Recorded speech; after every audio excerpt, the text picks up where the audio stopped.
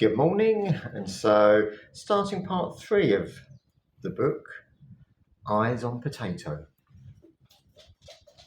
It had been a flash of colour which momentarily brought me back from the past and deposited me once again by the window overlooking Ilfracombe Harbour. A couple in their late 60s, early 70s, the man wearing a navy blue shirt, his companion dressed in a jumper which was of a slightly lighter shade, had entered the room. And without any real awareness, I had smiled and replied casually to their comment about being lost in thought. As the blue in the room passed quickly from view, it was replaced in my mind by an expanse of clear sky, the backdrop of which much of everyday life in Portugal was acted out. Chapter 11. Changing the ingredients. Kiwis, aromatic beans, the whiff of something else, and the more familiar. The unusual ingredients that found their way into the recipe which made up potato were never so varied as they were for a brief period one March. It was a fact that mine and Stephen's arrival in Potato had focused the eyes of our family and friends on the small village, and within a couple of months of us taking up residence, there followed an almost continuous flow of people.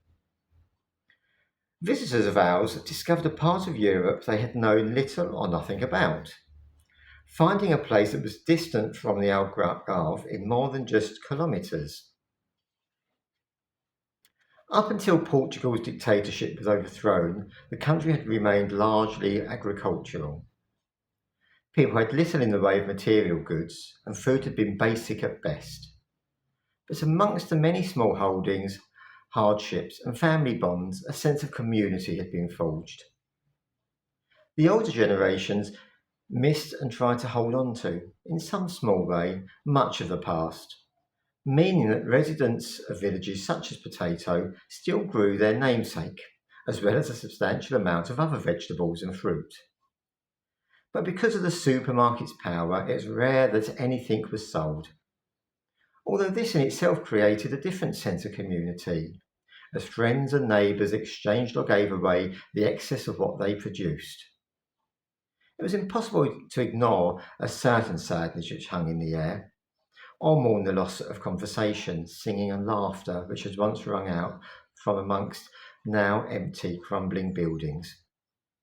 Yet not all the abandoned houses told a tale of complete desertion, and there was a substantial percentage of the building's heirs who had not gone away, or at least not very far. Most of the residents of Potato lived beside the road which passed through the village. The trend to build new, instead of living in the old stone buildings of the past, had started with the younger generation, who were themselves now in their 60s, 70s and 80s. A few had chosen to stay a little way off the main road and raise their families, albeit in new houses rather than inherited buildings, but they were exceptions to the rule.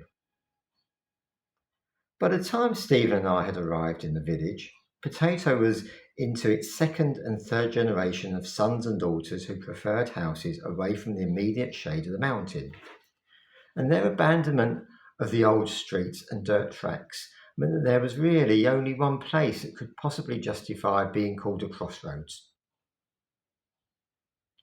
The junction had a red bordered triangle road sign with a picture of a cow on it. Strangers might easily be misled into believing that a buoy was about to appear at any moment.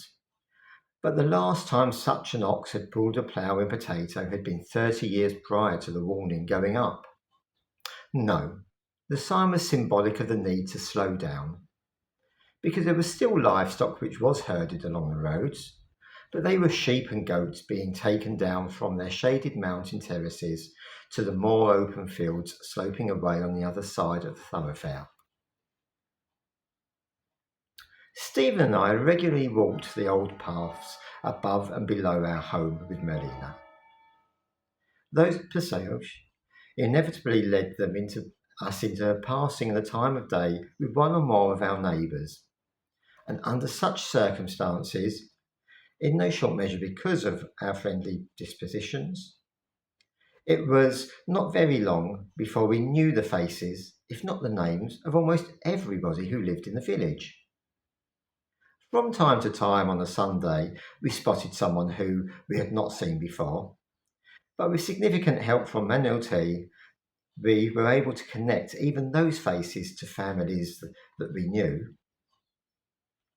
In much a similar way that Potato's Portuguese residents began not only to recognise us Englishmen and became used to seeing us with strangers wandering the streets, crossing their land and passing their houses, they readily linked the estrangeiros to their foreign neighbours. However, one early spring afternoon, what the junction by the sign warning of bovine encounters brought about was a crossing of continents. One of the representatives from around the globe was Katie, the daughter of my cousins Paul and Lee. Prior to her arrival in Portugal, I had not seen the now adolescent since she'd been a baby, and I had stayed with the family in New Zealand.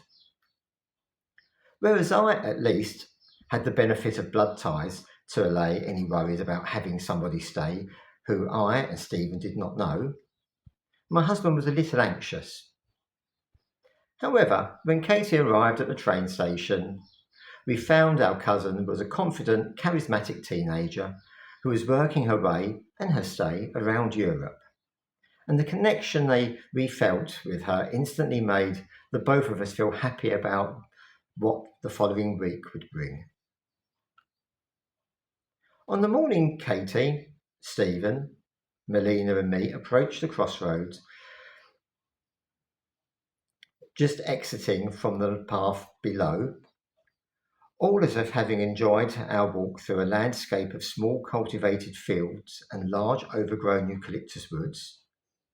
The three of us were walking and veering right in the direction which would take us home, and as such, the bourtard we heard from the opposite direction took us by surprise.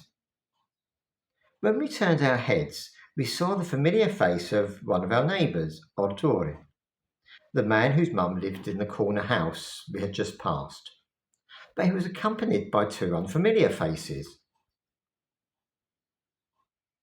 It so happened that us English were not the only ones to have a cousin from the colonies in Potato at that time. And unlike me, who had met my cousin at least once before, Arturo was catching up with family he had not met at all, and this was the first time. Diogo was the son of one of Arturo's aunts.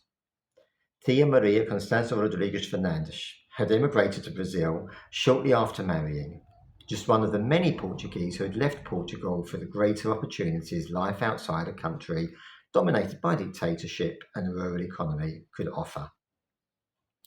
While a move to another European country made it easier to keep ties with the places and people the heart ached for, moving to Brazil was easier due to the bonds of language and culture.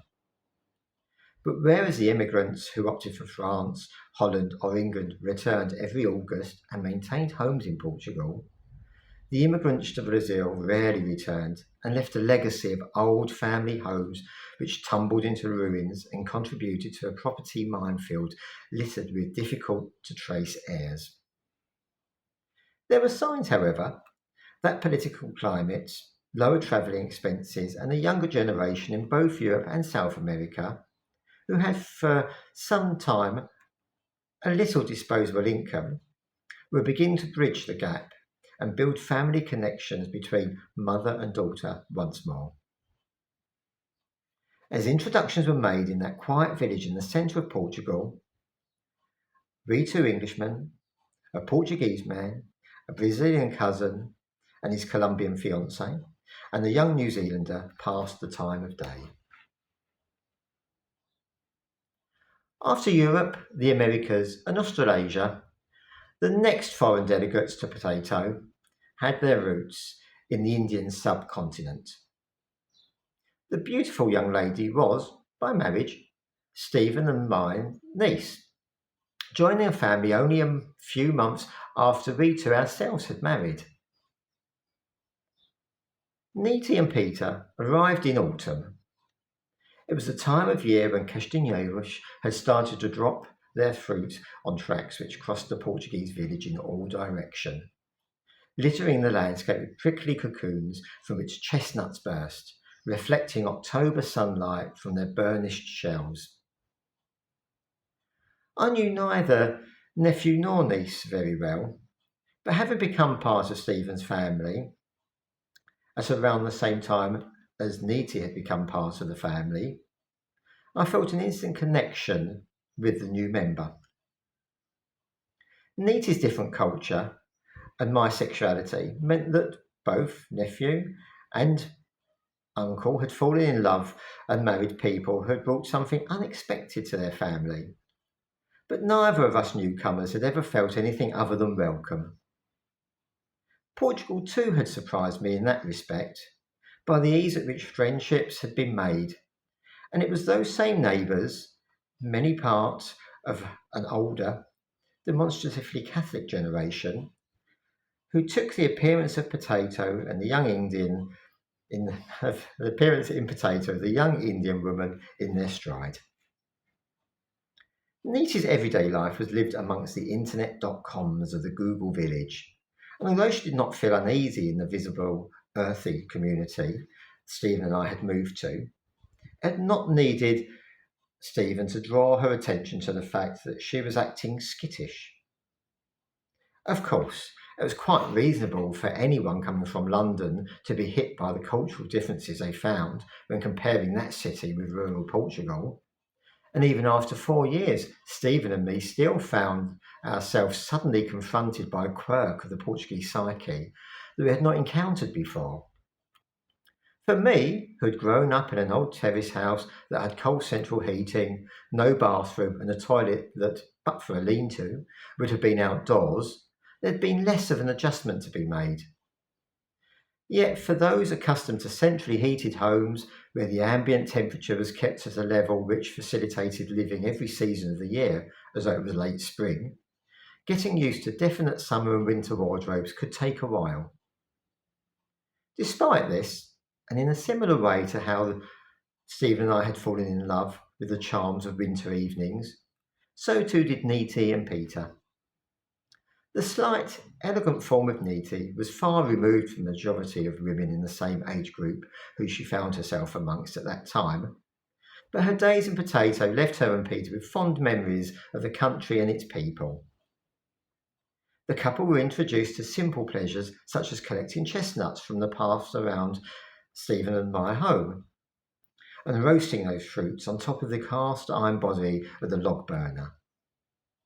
The fire was the only heat source our house had, and it created a focal point, which was all the more comforting because of the chill that intensified the further away from it you went. On one of those October evenings, the four of us, one dog and a cat, snuggled under blankets to watch the DVD of My Fair Lady, the classical musical about Eliza Doolittle and Professor Higgins. Peter was surprised by the amount of songs he recognised, but knowing they had become popular through the film,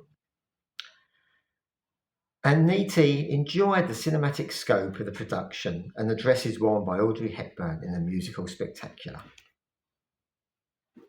Well, there's a few stumbling points over words there, but I do apologise and hope you enjoyed that chapter anyway. Tomorrow is entitled, what day is it? A Day Amanya.